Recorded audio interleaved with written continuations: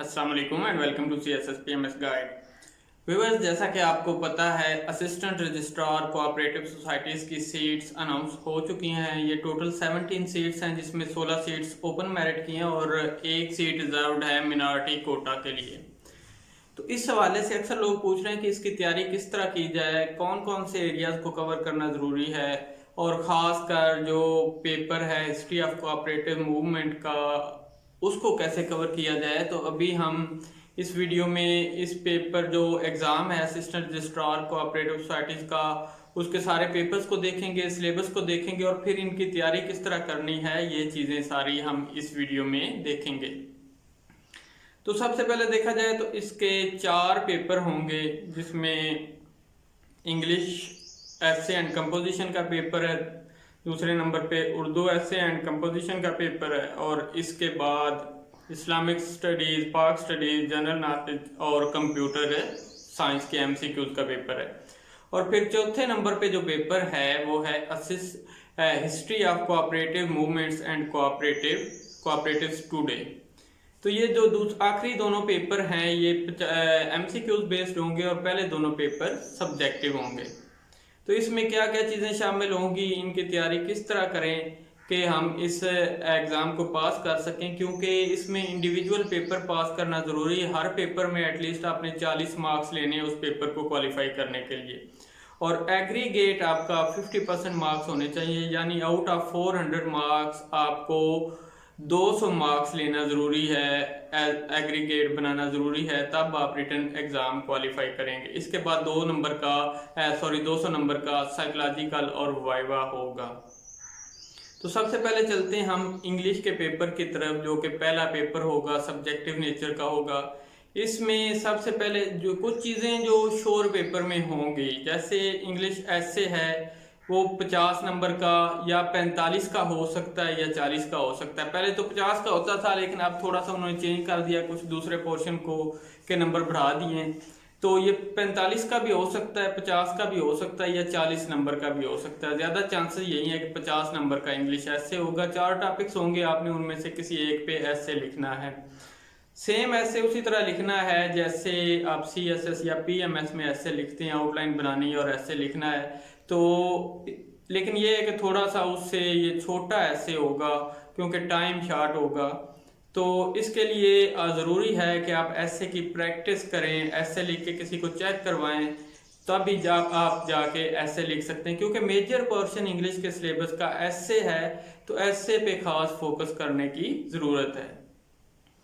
इसके बाद इस पेपर में ईडियम्स होंगे, ईडियम्स को सेंटेंसेस में यूज़ करना है। ये दूसरा पोर्शन जो क्वेश्चन होगा इसका, इसके नंबर डिफरेंट हो सकते हैं, 5 हो सकते हैं, 10 हो सकते हैं, 15 हो सकते हैं। ये हर साल चेंज कर देते हैं, कभी 5 नंबर के दे दिए, कभी 10 के, 15 के, तो रेशो नंबर चेंज हो सकते हैं, लेकिन ये ईडियम्स लाजमी पेपर में शामिल होंगे।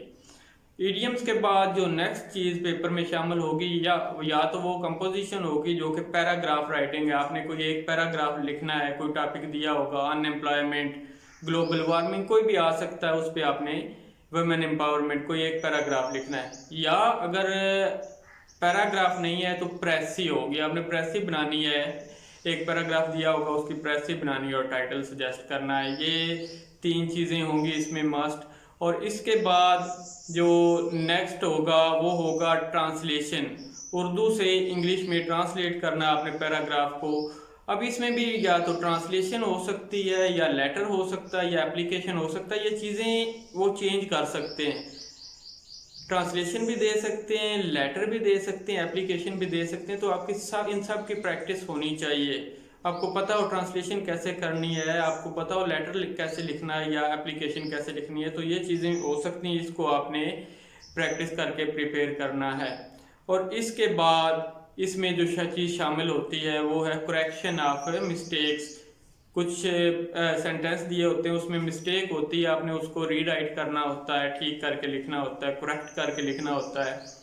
तो उस करेक्शन ऑफ मिस्टेक्स में आपने आइडेंटिफाई करना है कौन सी मिस्टेक है और उसको करेक्ट करके लिखना है। या फिर इसमें फिल इन द ब्लैंक्स हो सकता है जिसमें आपने प्रेपोजिशंस लिखनी है। तो ये टोटल इंग्लिश का सिलेबस होगा, इंग्लिश में ये चीज़ें शामिल होगी। तो आप इंग्लिश को इन एंगल से प्रिपेयर करें तो आप जो असिस्टेंट रजिस्ट्रार कोऑपरेटिव सोसाइटीज़ है उसमें इंग्लिश में आप पास हो सकते हैं और अच्छे मार्क्स भी ले सकते हैं।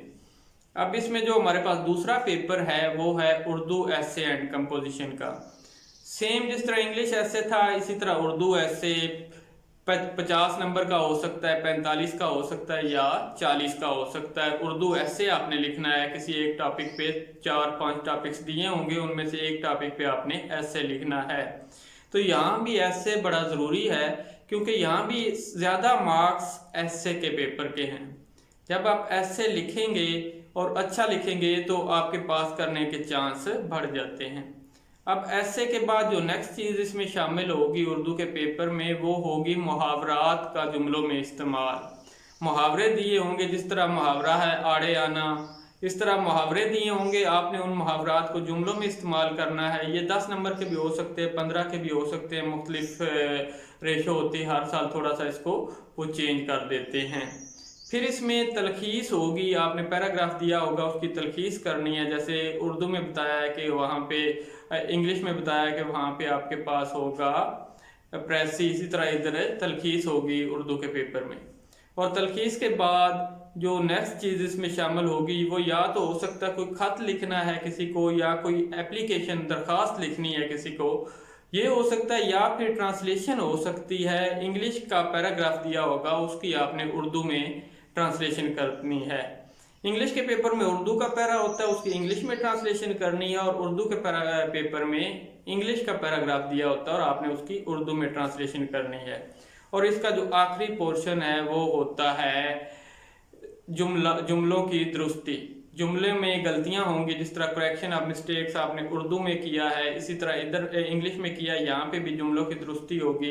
आपने जुमले दिए होंगे उनमें कोई गलतियां होंगी, उनको ठीक करके लिखना है। ये सारी चीज़ें आप कलीदे उर्दू से प्रिपेयर कर सकते हैं, वहाँ पे मौजूद हैं।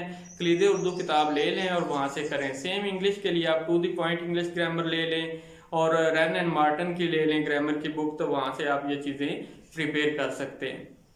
अब आते हैं हमारे तीसरे पेपर की तरफ जो कि है इस्लामिक स्टडीज़, पाक स्टडीज़, और इसके अलावा जनरल नॉलेज और कंप्यूटर एमसीक्यूज़ होंगे। जो कंप्यूटर का बेसिक लिटरेसी है उसके एमसीक्यूज़ होंगे। 100 नंबर का पेपर होगा। अब इसमें थोड़ा सा जो वन पेपर एग्ज़ाम है उससे डिफरेंस है, क्योंकि वन पेपर एग्ज़ाम में आपका होता है इंग्लिश भी होता है, मैथ भी होता है, उर्दू भी होता है, वो सारी चीज़ें। लेकिन यहाँ पे उसने थोड़ा सा उसको लिमिटेड किया। इस्लामिक स्टडीज़ के क्वेश्चन, पाकिस्तान स्टडीज़ के, और जनरल नॉलेज जिसमें करंट अफेयर्स भी शामिल है, और इसके साथ साथ आपका कंप्यूटर के एमसीक्यूज़ होंगे। अब ये सारी चीज़ें जो कंप्यूटर एमसीक्यूज़ हैं इसमें हैं पाकिस्तान स्टडीज़ की और जनरल नॉलेज की, मैंने काफ़ी ज़्यादा वीडियोस अपलोड की हुई हैं। वीडियो लेक्चर सीरीज़ में कंप्यूटर साइंस की जो प्ले लिस्ट है इस चैनल पे मौजूद है, उसमें से आप कंप्यूटर साइंस के जो इम्पॉर्टेंट क्वेश्चन है देख सकते हैं।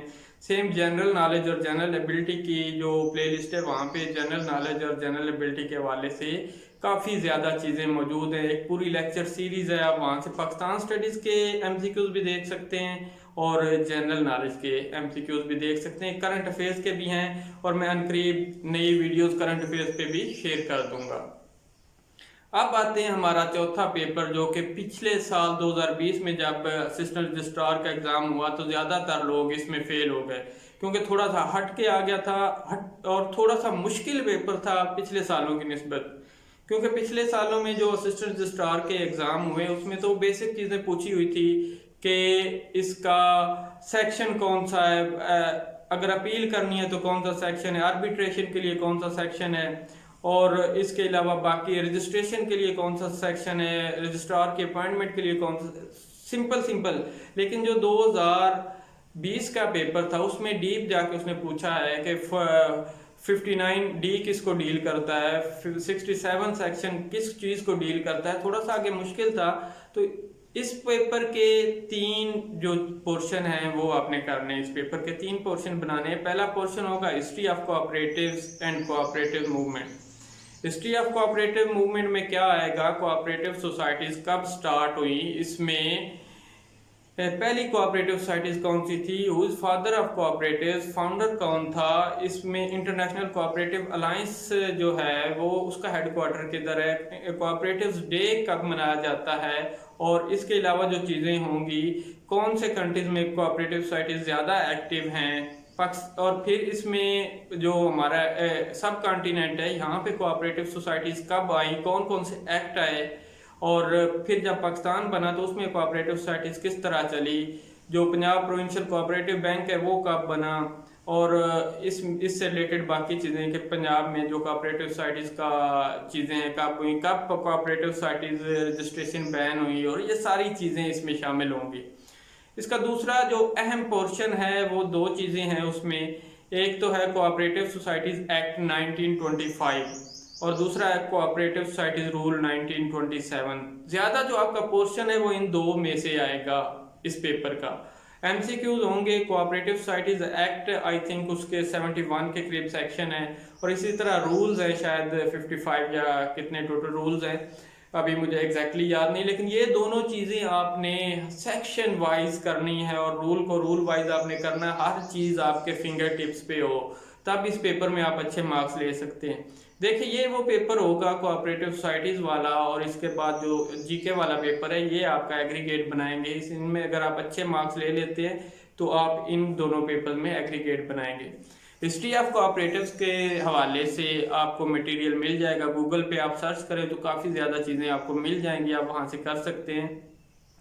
और जो एक्ट है आप कोई बुक्स लेने के बजाय, जो मार्केट में बुक्स हैं एमसीक्यूज बने वहाँ से प्रिपेयर करने की बजाय आप कोऑपरेटिव सोसाइटीज एक्ट डाउनलोड करें और कोऑपरेटिव सोसाइटीज रूल्स जो 1927 वाले हैं वो डाउनलोड करें।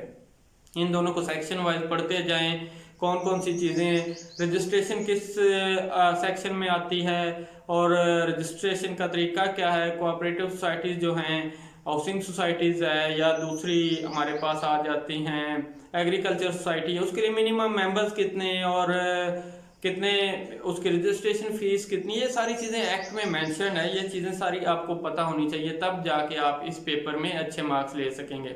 आगे फिर आ जाता है आर्बिट्रेशन कैसे होती है, इसमें अपील कैसे लेनी है, और इसमें फिर आगे और डिफरेंट चीज़ें हैं जो आपने करनी है। असिस्टेंट रजिस्ट्रार का क्या रोल है, रजिस्ट्रार के पास क्या पावर्स हैं, ये सारी चीज़ें इस एक्ट में मौजूद है, आपने करनी है। और फिर इससे रेलेवेंट रूल्स जो हैं कोऑपरेटिव सोसाइटीज रूल 1927 वो आपने प्रिपेयर करने। इनको आप अगर डाउनलोड कर लें, थोड़ी सी चीज़ें आप 5-5 सेक्शन भी रोज़ के करें तो 10 इसमें आपके ना 15 दिन में एक्ट हो जाएगा, और इतने ही 10 दिन में आपके रूल्स हो जाएंगे और आपके फिंगर टिप्स पे होंगे सारी चीज़ें। लेकिन अगर आप एग्ज़ाम के टाइम पे आके करें तो फिर वहाँ पे मुश्किल हो जाता है उन चीज़ों को रिटेन करना। तो ये सारी चीज़ें आप देख लें, इन चीज़ों के मुताबिक प्रिपेयर करें तो होपफुली आप इस जो कोऑपरेटिव सोसाइटीज़ का एग्ज़ाम है इसको पास कर सकते हैं, अच्छे मार्क्स ले सकते हैं। अब जो जीके का है जनरल नॉलेज या इस्लामिक स्टडीज़ पाकिस्तान स्टडीज़ वाला पेपर, उसके हवाले से आप जनरल नॉलेज वाली इसी चैनल पे जनरल नॉलेज की एक प्लेलिस्ट है, उसमें जाएं, वहाँ पे पूरी लेक्चर सीरीज़ है पाकिस्तान स्टडीज़ की, जनरल नॉलेज की। करंट अफेयर्स में जो एग्ज़ाम है उससे पहले जो फ्रेश होंगे वो अपलोड कर दूंगा, और इसके अलावा कंप्यूटर साइंस वाली जो है हमारे पास प्लेलिस्ट, उसमें जाएं तो कंप्यूटर साइंस के जो मोस्ट इम्पॉर्टेंट क्वेश्चन है वहाँ पे मौजूद है। एक जनरल साइंस वाली हमारे पास प्लेलिस्ट है, वहाँ पे जनरल साइंस के कुछ लेक्चर्स अपलोडेड हैं। अगर वहाँ से आप ये चीज़ें करें तो आप अच्छे तरीके से इन चीज़ों को प्रिपेयर कर सकते हैं।